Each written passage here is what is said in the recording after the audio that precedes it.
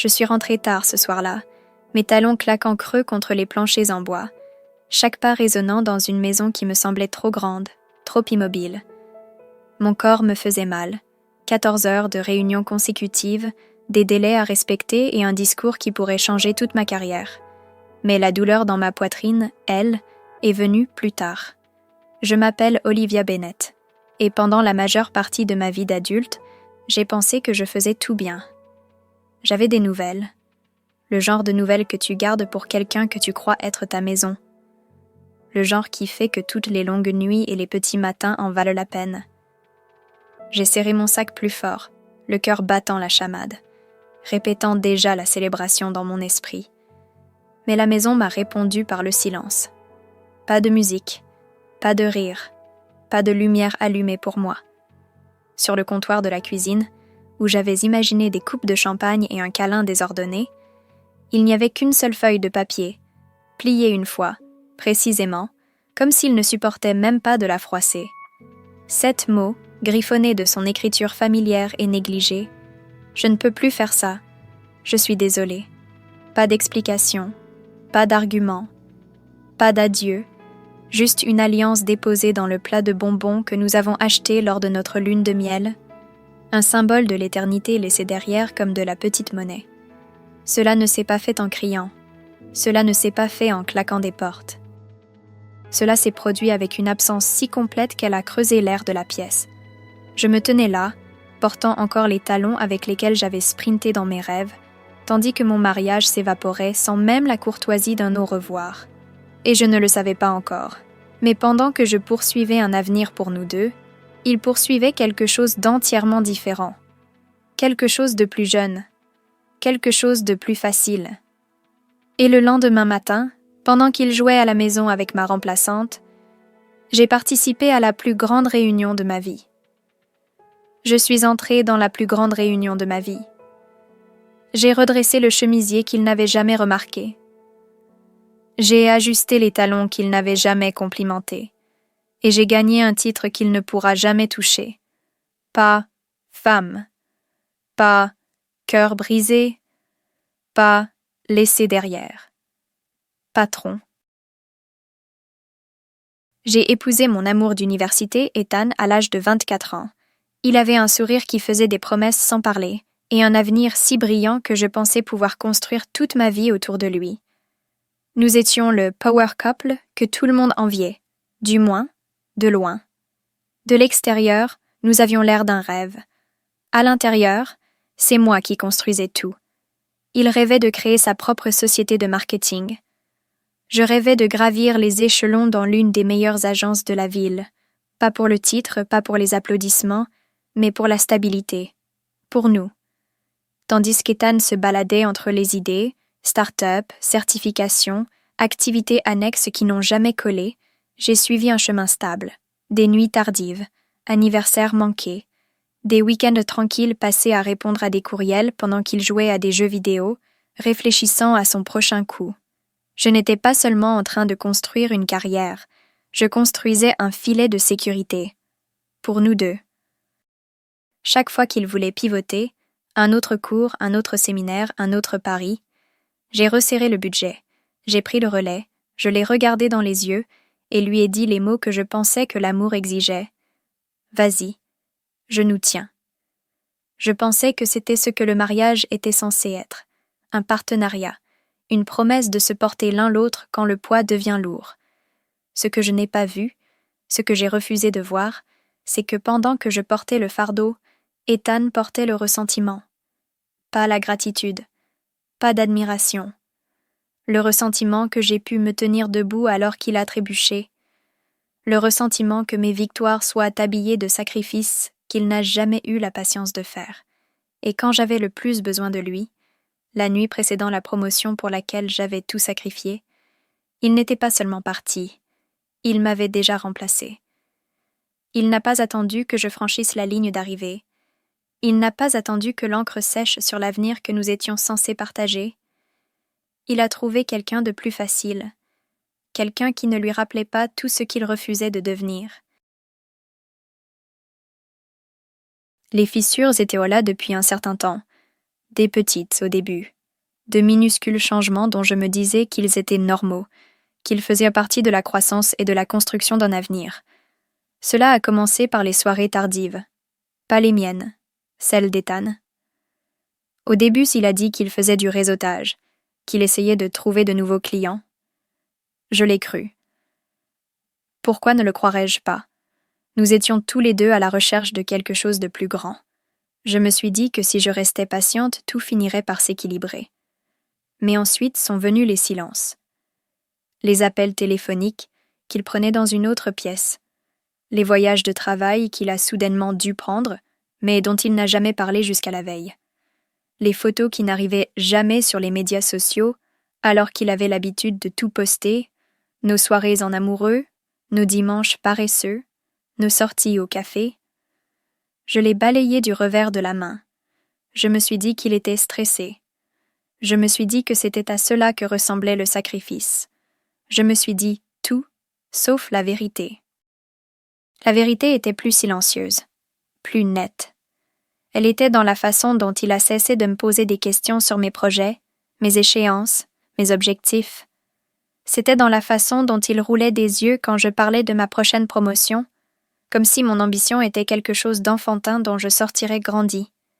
Et puis est arrivée Mélanie, la nouvelle assistante, jeune, les yeux écarquillés, toujours un peu trop présente. Il m'a dit qu'elle m'aidait pour le travail administratif, que j'étais paranoïaque, que je devais lui faire confiance. Et parce que je le voulais tellement, je l'ai fait. Je me suis dit que nous étions des partenaires. Je me suis dit que nous étions toujours en train de construire le même avenir, même quand tous mes instincts me disaient à le contraire. Il y a eu une nuit dont je me souviens clairement maintenant, une nuit où j'ai préparé son dîner préféré, mis la table, et même ouvert une bouteille de vin que nous avions gardée pour une occasion spéciale.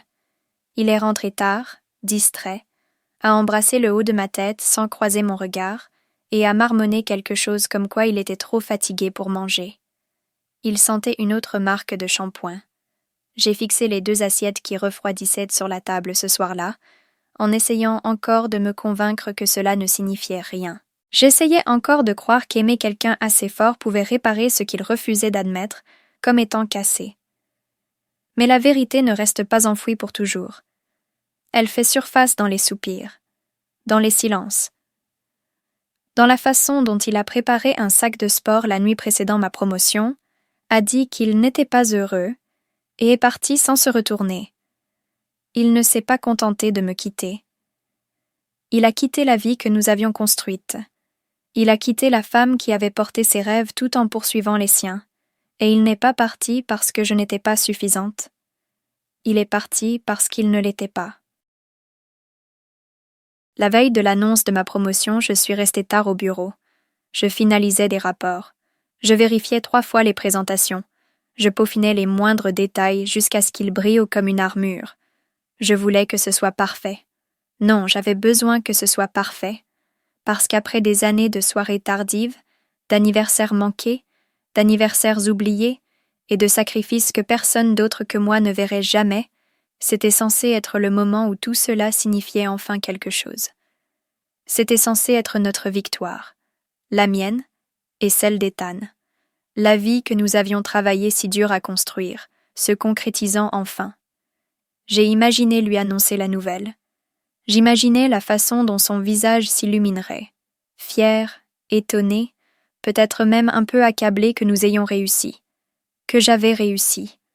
Au lieu de cela, quand je suis rentrée à la maison, les lumières étaient éteintes, la maison était trop calme. Au début, j'ai pensé qu'Ethan s'était peut-être endormi tôt. Il était distant ces derniers temps, c'est vrai, mais j'ai mis ça sur le compte du stress.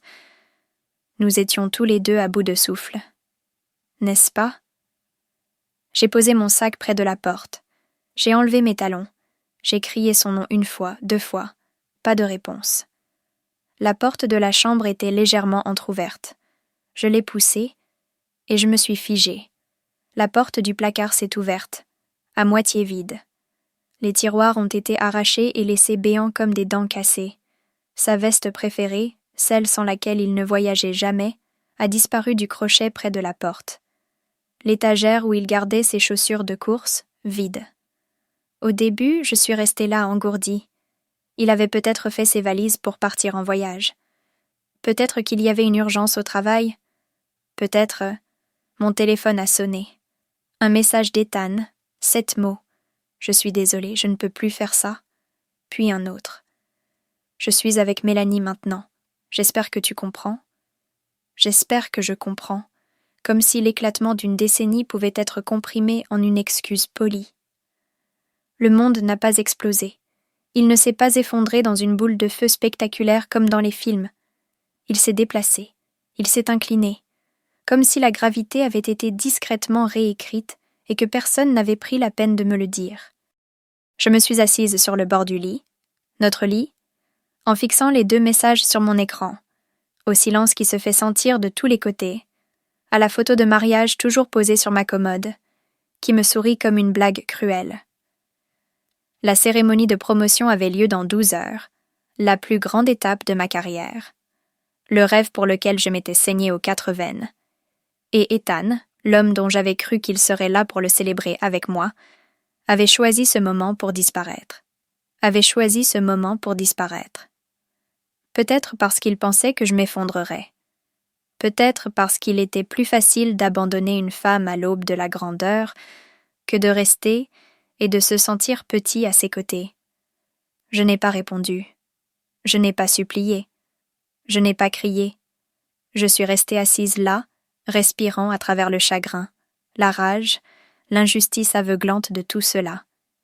Et quelque part, entre une respiration superficielle et irrégulière et la suivante, j'ai décidé. S'il pensait pouvoir me briser, il allait découvrir ce que signifiait perdre quelqu'un qui avait déjà appris à se reconstruire à partir de la poussière. Je ne l'ai pas appelé, je ne lui ai pas répondu par un message de rage. Je ne me suis pas présentée à son bureau ni n'ai jeté ses affaires sur la pelouse comme dans un mauvais film. Au lieu de cela, je me suis levée. J'ai enfilé des vêtements neufs et j'ai rangé les restes du réfrigérateur, ceux qu'il aimait, dans un sac en papier brun. Méthodique. Comme si j'éliminais les aliments avariés avant qu'ils ne fassent pourrir toute la maison. Ensuite, j'ai sorti les poubelles. Littéralement et métaphoriquement. Et j'ai réglé mon réveil sur 6 heures du matin. Parce que demain je ne me rendrai pas à cette cérémonie de promotion en tant que femme laissée pour compte. J'y allais en tant que femme qui avait survécu à l'incendie et qui ne sentait même pas la fumée. Le matin, j'ai attaché mes cheveux en arrière. J'ai enfilé mes talons noirs les plus pointus, ceux qui me donnaient l'impression d'être invincible. J'ai tracé mes yeux avec précision, comme de la peinture de guerre.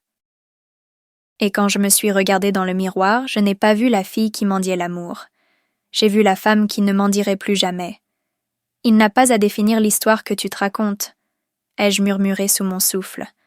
Pas aujourd'hui, plus jamais. Au bureau, j'ai souri. J'ai accepté les félicitations. J'ai serré la main des cadres et j'ai signé les papiers qui rendaient la chose officielle. Vice-président de la stratégie. Pas la femme d'Ethan, pas la meilleure moitié de quelqu'un. Une force de la nature à part entière. Mon nom a résonné dans les couloirs. Non pas comme une note de bas de page sur l'ambition de quelqu'un d'autre, mais comme le titre de ma propre histoire. Lorsque la cérémonie s'est terminée, alors que les gens fêtaient avec du champagne et chuchotaient à propos des primes, je suis retournée calmement à mon bureau. Je me suis assise. Je me suis connectée à mon compte bancaire. Et j'ai fait quelque chose que je planifiais discrètement depuis des mois, quelque chose qu'Ethan avait toujours dit que nous n'étions pas prêts, quelque chose qu'il ne croyait pas que je pouvais faire sans lui. J'ai finalisé la compte sur le condo pour lequel j'avais économisé. À mon nom seulement. Pas d'hypothèque partagée. Pas de deuxième signature. Pas d'autorisation de qui que ce soit d'autre que la mienne. Les clés de ma propre vie. Signées et scellées. Ethan a peut-être abandonné notre mariage. Mais j'ai aussi abandonné quelque chose. La version de moi qui a attendu. La version qui a fait des compromis. La version qui s'est diluée pour s'adapter aux rêves rétrécis de quelqu'un d'autre. Il est parti. Alors je suis partie aussi. Mais pas de la façon dont il s'y attendait. Et le meilleur, je n'ai pas eu à le crier sur les toits, Je n'ai pas eu à faire une grande annonce sur Instagram. Je laisserai ma vie, plus bruyante, plus grande, plus audacieuse que ce qu'il pouvait imaginer, faire toute la conversation. Parfois, la revanche la plus bruyante consiste à construire une vie si belle qu'elle n'a pas besoin d'explication.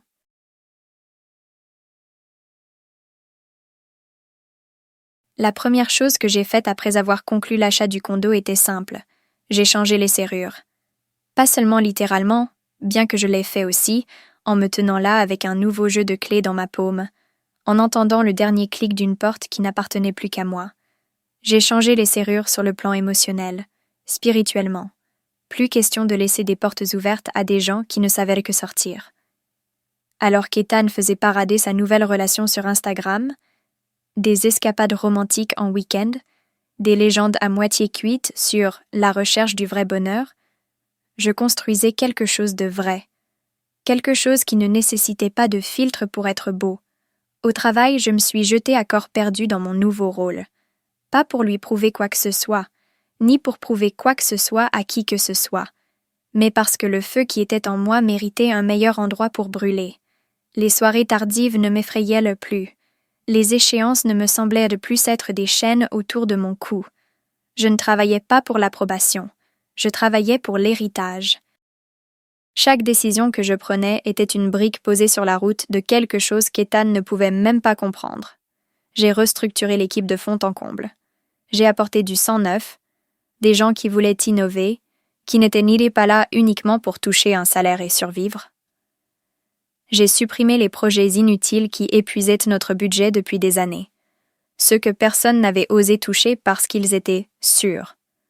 Je refusais la sécurité.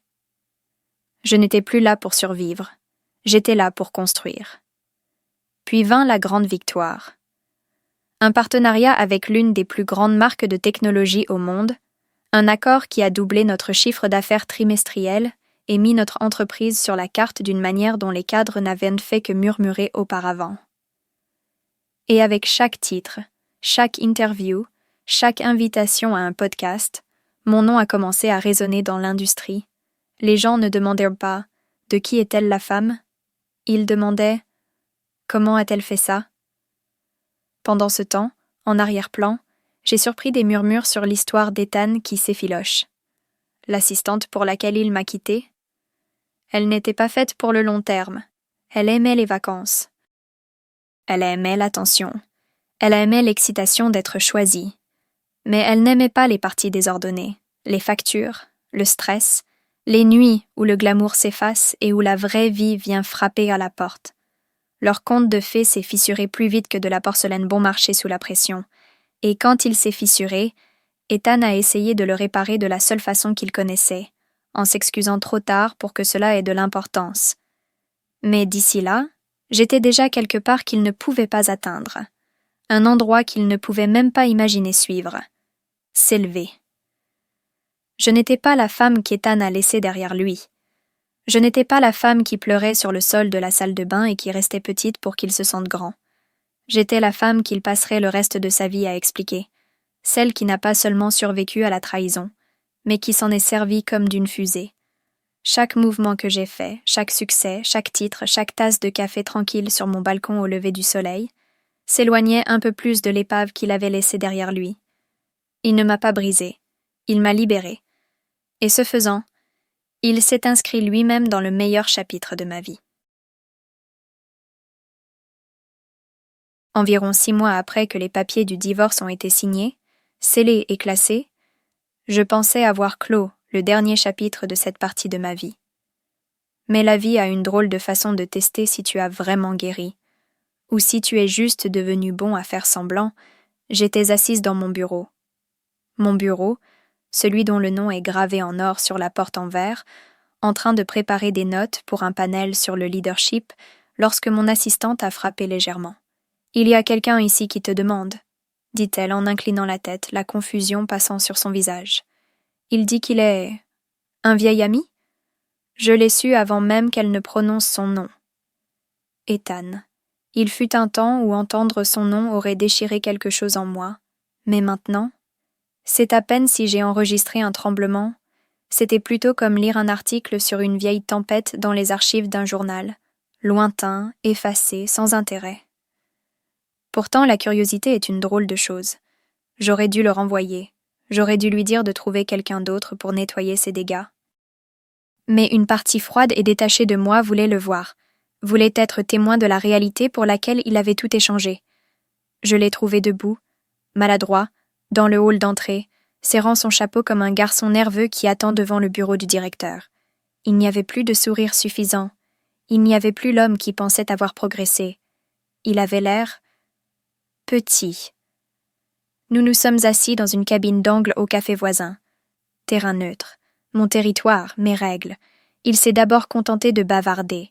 Le temps qu'il fait, le quartier. Des amis communs à qui il n'avait manifestement pas parlé depuis des mois. Je l'ai laissé s'agiter. Finalement, après s'être tortillé suffisamment pour remplir un stade, il a tout déballé. Ils m'ont laissé partir.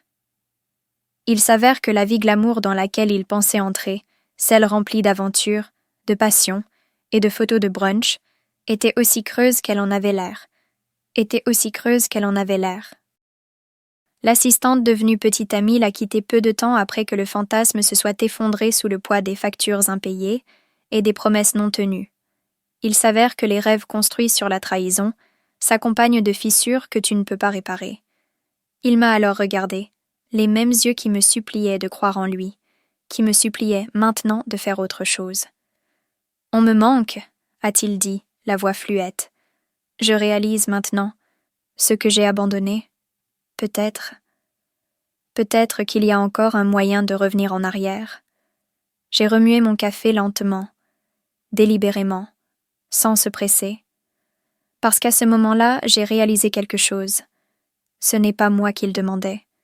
Il demandait la femme dont il se souvenait. Celle qui a pris le relais. Celle qui disait « Je nous tiens », même quand elle n'avait plus rien pour elle. Mais elle ne vivait plus ici. Je n'ai pas ressenti de colère. Je n'ai pas ressenti de tristesse. Je n'ai même pas ressenti de pitié. Je n'ai rien senti. Et parfois, rien est la réponse la plus forte que tu puisses donner. Je me suis penchée juste assez pour m'assurer qu'il entendait bien chaque mot. « Je suis contente que tu trouves ta voix, » ai-je dit, la voix calme. « Mais la mienne n'a plus de place pour toi. » Son visage s'est froissé juste un peu, comme un homme qui réalise trop tard que la porte qu'il a claquée il y a des années s'est refermée derrière lui. Je me suis levée, j'ai boutonné mon manteau et je suis partie sans me retourner. Il est resté derrière, fixant la porte comme si peut-être, juste peut-être, il avait encore le choix. Mais il ne l'a pas fait. Plus maintenant. Parce que la vérité, c'est que quand quelqu'un te laisse pour mort, il ne peut pas se plaindre quand tu reviens plus fort que jamais, sans lui, sans eux. C'est drôle comme la vie revient toujours en arrière. Comment les choses que tu penses avoir enterrées profondément sous le succès et le temps parviennent d'une manière ou d'une autre à remonter à la surface. Environ 1 mois après cette réunion maladroite, autour d'un café avec Ethan, notre entreprise a annoncé la liste des invités pour le gala annuel de l'industrie. Un who's who d'acteurs majeurs, de futurs clients, de concurrents, et de fantômes que tu pensais avoir déjà enterrés. Je ne cherchais même pas son nom. Mais il était là. Ethan Bennett. Apparemment, après être tombé en disgrâce, il s'était frayé un chemin jusqu'à un poste subalterne chez un concurrent de second ordre. Un concurrent assez désespéré pour ignorer les bagages qui traînaient derrière lui comme un défilé de boîtes de conserve. Un concurrent suffisamment désespéré pour ne pas tenir compte des bagages qu'il traîne derrière lui, comme un défilé de boîtes de conserve. Pendant un moment, j'ai envisagé de ne pas assister au gala. M'épargner la gêne. Épargne-moi les ragots à voix basse. Éviter le passé. Mais ensuite j'ai réalisé, je ne devais pas à mon avenir une seule excuse pour avoir survécu à mon passé. Je ne me suis donc pas contentée d'y assister. Je me suis présentée comme une putain de déclaration. J'ai acheté une nouvelle robe, pas pour lui, pas pour eux, mais pour la femme qui s'était extirpée des décombres et avait construit une ligne d'horizon à partir de l'épave. Écarlate, une épaule, suffisamment pointue pour couper toutes les pièces dans lesquelles j'entrais, Quand j'ai fait un pas dans cette salle de bal, ça n'est pas passé inaperçu. Les têtes ont tourné. Pas seulement à cause de la robe, mais aussi à cause de l'énergie.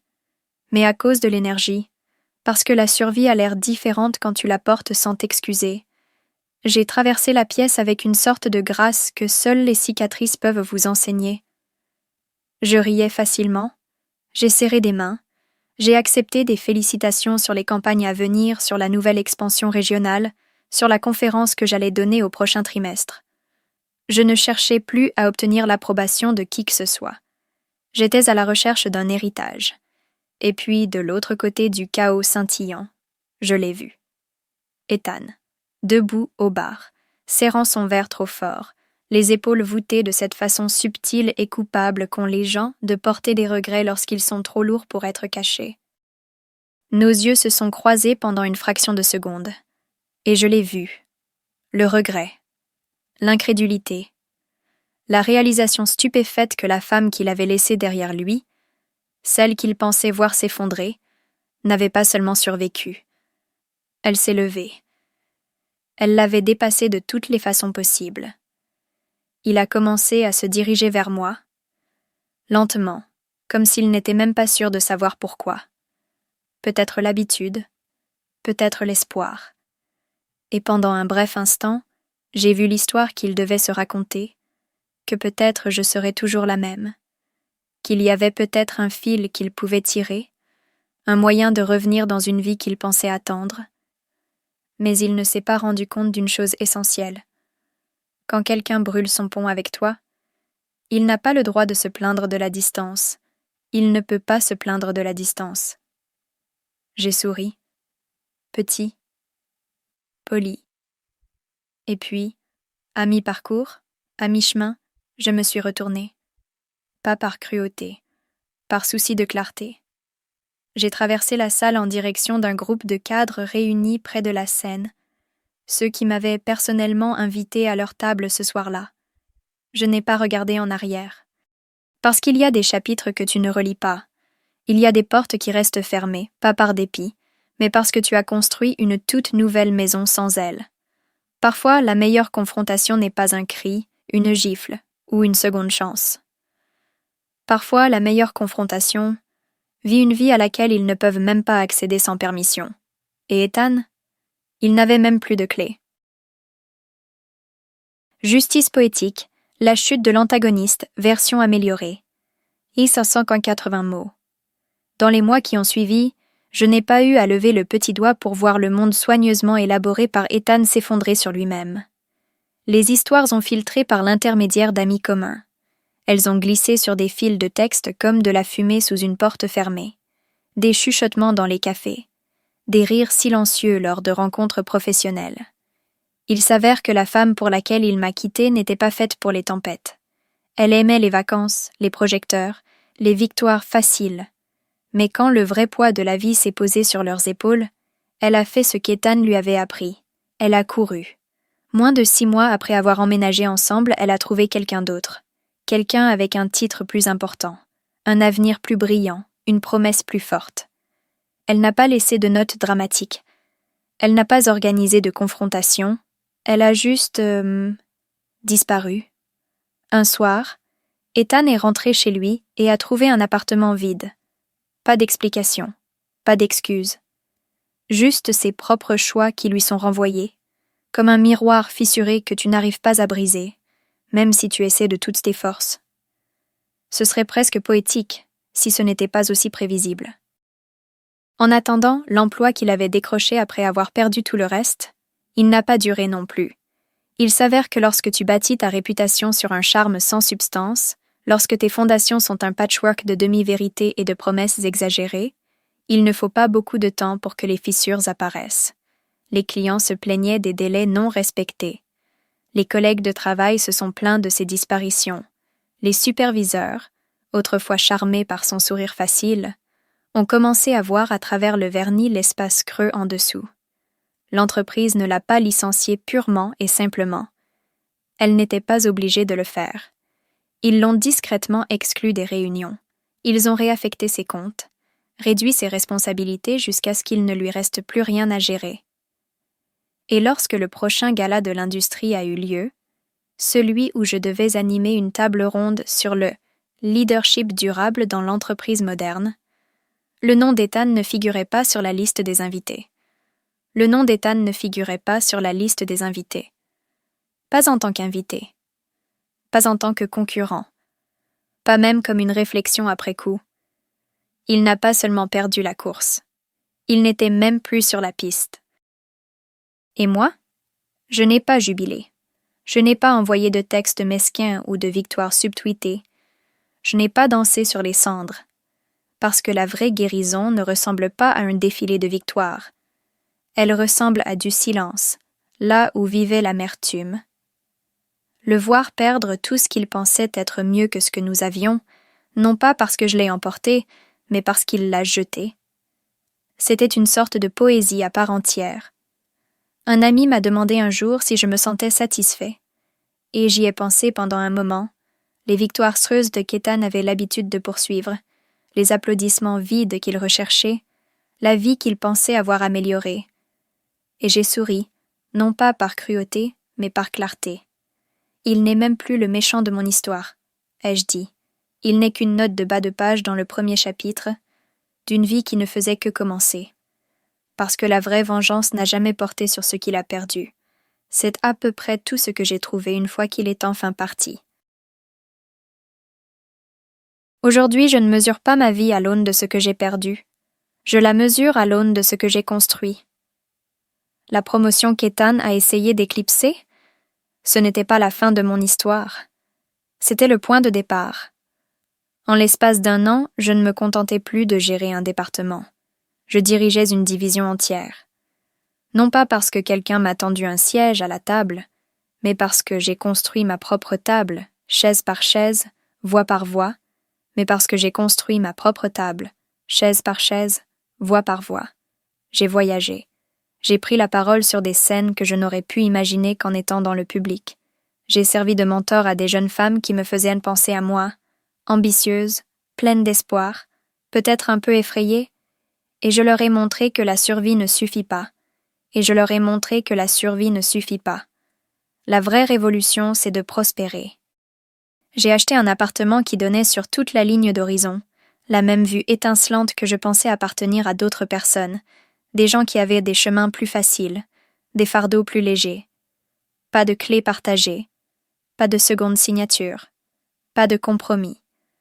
Juste des murs et des fenêtres qui ne contenaient qu'une seule histoire, la mienne. Et l'amour? Il m'a retrouvée. Pas le genre qui exige d'être rétréci. Pas le genre qui s'attache à ta lumière et qui s'indigne ensuite de la chaleur. Le genre qui se tient à côté de toi sans essayer de t'assombrir. Le genre qui applaudit le plus fort quand tu gagnes. Le genre qui ne bronche pas quand tu rêves plus grand. Mais au moment où il m'a trouvée, je n'attendais pas d'être secourue. Je vivais déjà la vie que je m'étais promise lorsque tout s'est effondré. Parfois, tard dans la nuit, quand la ville bourdonne sous mes fenêtres et que le café est devenu froid à côté de mon ordinateur portable, je repense à elle, la femme qui se tient dans les ruines de la vie qu'elle pensait avoir construite, la femme qui serre un billet froissé et qui se demande comment tout a pu changer si vite. J'aimerais pouvoir traverser le temps, poser mes mains sur ses épaules tremblantes et chuchoter « Ce n'est pas ta rupture, c'est ton devenir. » Parce que la vie pour laquelle tu es fait ne s'écroule pas quand quelqu'un s'éloigne. Elle commence. Ethan ne m'a pas quitté comme ça, il m'a libérée. Et des cendres qu'il pensait m'enterrer, j'ai construit quelque chose qu'il ne pourrait jamais toucher. J'ai construit quelque chose qu'il n'a jamais pu toucher, un avenir si brillant qu'il n'a même pas d'ombres assez grandes pour contenir sa mémoire. La vérité est que tu ne perds pas lorsque quelqu'un s'en va. Tu perds quand tu restes plus petit pour lui. Et moi, j'ai choisi de m'élever, parce que parfois, la meilleure revanche n'est pas un retour spectaculaire ou une histoire de réussite qui fait la une des journaux. Parfois, la meilleure des vengeances est une vie si pleine, si intrépide, que les gens qui ont essayé de te briser ne reconnaissent même pas la femme qu'ils ont libérée.